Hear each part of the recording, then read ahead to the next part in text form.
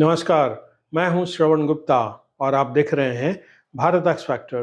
भारत के नए CJI justice Suryakant की ताजपोशी की तैयारी शुरू हो गई है। भारत सरकार ने मौजूदा सीजेआई बी आर गवई से नाम मांगा और Chief Justice B R Gavai ने नए सीजेआई के रूप में जस्टिस सूर्यकांत का नाम सरकार को दे दिया है। तो 24 नवंबर को जो है भारत को नया सीजेआई मिल जाएगा। उस दिन वो पद की शपथ लेंगे जस्टिस सूर्यकांत। अब आपको लग रहा होगा कि मैं इस खबर पर इतना जोर क्यों दे रहा हूं। मैं जोर इसलिए दे रहा हूं क्योंकि ये वही जस्टिस सूर्यकांत हैं जिन्होंने जो है नुपुर शर्मा पर टिप्पणी की थी। आपको याद होगा राजस्थान में गरीब कन्हैया की कैसे हत्या हो गई थी। सर तन से जुदा का मामला उठा था और उसका सिर जो है तन से जुदा कर दिया गया था। उसके बाद जो है जस्टिस सूर्यकांत ने जो है नुपुर शर्मा पर टिप्पणी की थी। उसके बाद बड़ा बवाल मचा था, उनकी बड़ी आलोचना हुई थी और उनके साथ जस्टिस जे बी पारदीवाला भी थे। वो बेंच जिसने जो है नुपुर शर्मा की याचिका पर सुनवाई की थी और उस दौरान जो है ये टिप्पणी की थी नुपुर शर्मा पर जस्टिस सूर्यकांत ने और कहा था कि ये सब कुछ जो है उन्हीं की वजह से हुआ है। ये इसलिए ज़रूरी है कि वही जस्टिस सूर्यकांत हैं जो हमारे नए सीजेआई होने जा रहे हैं। और जस्टिस जे बी पारदीवाला का भी जिक्र मैं इसलिए कर रहा हूं क्योंकि अभी अभी कुछ दिनों पहले 2-3 दिन पहले ही जो है जस्टिस जे बी पारदीवाला ने ये जो धर्मांतरण कानून है जो अलग अलग राज्यों ने बनाए हैं, 10 राज्यों ने लगभग, और यूपी ने भी जो बनाया है, चीफ मिनिस्टर हैं जो योगी आदित्यनाथ, उससे उससे लेकर जो एफआईआर हुए थे, 5 एफआईआर पुलिस ने किए थे, उन एफआईआर को इन्हीं जस्टिस जे बी पारदीवाला और जस्टिस मनोज मिश्रा की बेंच ने जो है खारिज कर दिया है, क्वैश कर दिया है। ये 5 एफआईआर जो धर्मांतरण के सिलसिले में हुए थे और ये उत्तर प्रदेश का जो नया धर्मांतरण कानून था उसके तहत हुआ था। तो इसलिए मैं बता रहा हूँ कि ये जस्टिस सूर्यकांत और जस्टिस जे बी पारदीवाला कैसे जो है अब खबरों में है। इनका पीछे जो इन्होंने फैसले दिए, टिप्पणियां की, वो सबके लोगों के सामने है। इसलिए ज़रूरी हो गया है बताना कि जस्टिस सूर्यकांत जो है अब हमारे नए सीजेआई होने जा रहे हैं। जस्टिस जे बी पारदीवाला और धर्मांतरण वाले मुद्दे पर आए उससे पहले आपको ये बता देना ज़रूरी है कि ये अभी जो मौजूदा सीजेआई हैं बी आर गवई और जस्टिस सूर्यकांत दोनों कहाँ हैं।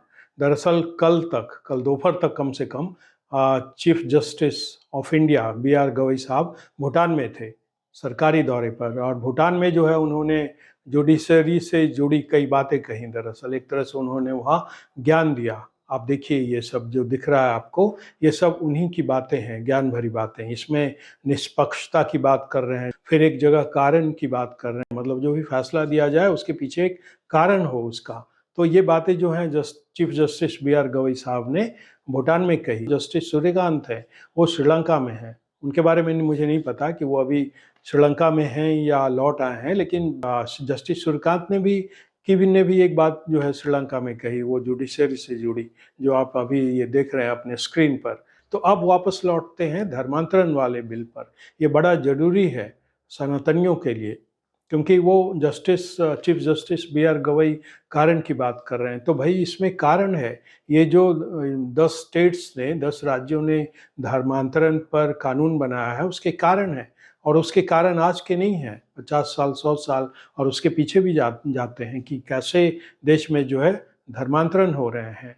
धर्मांतरण गुनाह नहीं है अगर अपने मन से हो, लेकिन अगर उसमें फोर्स है, ज़बरदस्ती है, तब वो गैर कानूनी हो जाता है। और ये धर्मांतरण यहाँ हो रहा है, सब देखते हैं, सब जानते हैं। आप नॉर्थ ईस्ट देख लीजिए, पूरा पंजाब देख लीजिए, उत्तर प्रदेश देख लीजिए, बिहार देख लीजिए, ये सब लोगों को दिखता है कि धर्मांतरण जो है हो रहा है इस देश में, गलत तरीके से हो रहा है। और अभी छांगुर का देख लीजिए मामला, जो उत्तर प्रदेश के बलरामपुर का मामला है। वो बंदा जो है कैसे विदेशों तक में उसकी जड़ें थी और कैसे वो सैकड़ों हजारों लोगों को धर्मांतरण करा चुका था अब तक जो है। उसके 500 करोड़ के का जो है पूरा कारोबार फैला था इसी धर्मांतरण में, जिसे विदेशों से फंडिंग आती थी। फिलहाल वो जेल में है और इसी अदालत ने जेल भेजा है उसे सबूत के आधार पर।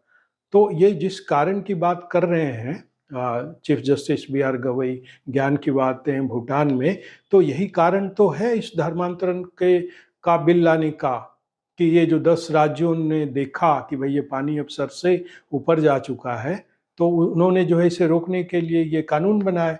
उस कानून को पहले इसी Chief Justice B R Gavai ने ये कहा कि हम सबको जो है अपने यहाँ बुलाएंगे, मतलब अपने पास मंगवाएंगे। उन्होंने जो है, उन्हें लगा ये ठीक नहीं है, तो कहा कि नहीं, हम इसकी समीक्षा करेंगे। और एक कदम आगे बढ़कर अभी जो जस्टिस जे बी पारदीवाला हैं और जस्टिस मनोज मिश्रा, उन्होंने उत्तर प्रदेश के मुख्यमंत्री योगी आदित्यनाथ के बनाए उस कानून से जुड़े 5 एफआईआर को उसे क्वैश कर दिया। और उन्होंने जो है अब 1-2 दिन पहले जो है नई परिभाषा रची है जस्टिस जे बी पारदीवाला और मनोज मिश्रा की बेंच ने। और इसमें आपको बड़ी हैरानी होगी, इसलिए ये जानना समझना जरूरी है कि जजेस क्या कर रहे हैं, कैसे वो व्याख्या कर रहे हैं। अब इन्होंने अनुच्छेद 25 है उसकी अलग तरह से व्याख्या की है। दरअसल ये जो अनुच्छेद 25 है धार्मिक स्वतंत्रता से जुड़ा, इसके दरअसल 2 हिस्से हैं। पहला हिस्सा है अंतःकरण की स्वतंत्रता, जिसका जिक्र जे बी पारदीवाला ने भी किया है, मतलब फ्रीडम ऑफ कंसाइंस। और दूसरा हिस्सा है धर्म को अबाध मानने, आचरण करने और प्रचार करने की स्वतंत्रता। तो इसे अब जे बी पारदीवाला साहब कह रहे हैं कि भाई ये जो अंतःकरण की स्वतंत्रता है, ये इसमें जो है प्राइवेसी जो है जुड़ा हुआ है, इसमें जो है निजता की बात है। और इसको अब उसी तरह से डिफाइन करेंगे, मतलब प्राइवेसी टेस्ट होगा ये सारे जो कानून हैं उसका आधा जो अलग अलग राज्यों ने पास किया। अब ये नई व्याख्या है, क्योंकि इसी जो अनुच्छेद 25 है उसी में जो ये कहता है पहला, अंतःकरण की स्वतंत्रता, मतलब कि हम अपने अंतःकरण से किसी भी धर्म से अपनी जो आस्था है उनसे, उनके जो भी गॉड हैं, ईश्वर हैं, उनसे अपना संबंध बनाने की हमें स्वतंत्रता होगी। मतलब मानसिक रूप से एक तरह से कह लीजिए, अंतःकरण से हम किसी भी धर्म को और उसके जो भी मतलब कि गॉड हैं, ईश्वर हैं, उनके साथ हमारे संबंध होंगे। और उसमें जो है वो फ्रीडम होगा, स्वतंत्रता होगी, वो हमारे अंतःकरण की स्वतंत्रता होगी कि इसमें हमें किसी की इस पर रोक नहीं चाहिए। हम जैसा महसूस करते हैं, हमारा अंतःकरण जो कहता है, हम उसी के ईश्वर में अपनी आस्था रखेंगे। ये पहला पक्ष है, पहला हिस्सा है। इसका दूसरा जो है धर्म को अबाध मानने, आचरण और प्रचार की स्वतंत्रता। आचरण, प्रोफेस जिसे कहते हैं, तो ये आचरण जब है, तब जब भी आप आचरण के तहत यही होता है, जब कोई भी व्यक्ति जो है अपने धर्म का पालन करता है, उस पर चलता है, तो ये सार्वजनिक होता है। इसमें दरअसल वो एक तरह से घोषणा करता है कि मैं इस धर्म पे चल रहा हूँ। तो अंतःकरण तो उसके अंदर की चीज है, वो लोगों को नहीं दिखता, लेकिन जैसे ही आप उसके आचरण पे आते हैं तो ये सार्वजनिक हो जाता है। ये अनुच्छेद में भी ये बात स्पष्ट है कि आप सार्वजनिक रूप से खुलेआम ये घोषणा करते हैं दरअसल अपने आचरण से, जो प्रोफेस शब्द का इस्तेमाल है। तो ये जो है, इसमें प्राइवेसी जैसी कोई चीज़ ही नहीं है। और तीसरा फिर इसका जो है कि प्रोपगेट, मतलब कि आप इसको का प्रचार करते हैं, इसकी भी स्वतंत्रता है। मतलब धर्म को आबाद मानने, आचरण और इसके प्रचार की स्वतंत्रता।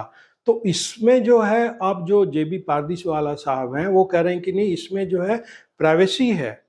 भाई किसी भी धर्म का आदमी होगा तो वो जब उसके हिसाब से आचरण करेगा तो वो तो सार्वजनिक होगा, लोगों को दिखेगा, और इसके जरिए वो घोषणा एक तरह से करता है कि मैं इस धर्म को मान रहा हूँ और इस धर्म के हिसाब से आचरण कर रहा हूँ। तो इसमें प्राइवेसी जैसी चीज़ कहाँ है? ये तो कॉन्स्टिट्यूशन भी नहीं कहता है कि इसमें कोई प्राइवेसी है, वो कहता है ये सार्वजनिक है। ये दरअसल इसी को जब अंतःकरण से आप इसके बाह्य रूप में आते हैं, मतलब उस धर्म का जो प्रकटीकरण करते हैं, तो वही तो आचरण है, तो वो तो सार्वजनिक होता है, खुलेआम ये घोषणा होती है।